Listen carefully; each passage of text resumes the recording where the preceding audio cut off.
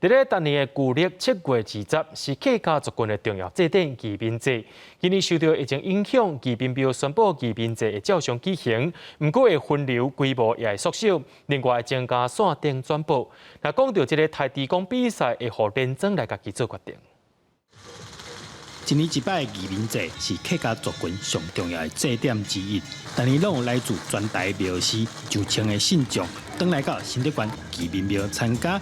今年受疫情影响，主办单位宣布会依照中央规定配合防疫措施来举行。一方面，全台湾的乡旗回娘家，我们会分做几天来做分流，来回来祭拜，而且因为游览车要坐梅花座，那我相信大家都会遵守这个规矩啦。移民节当日原本来提供汤糜甲平安点心，这届也决定取消，甚至比赛部分虽然让连庄家己决定，不过规模嘛比过去减真多。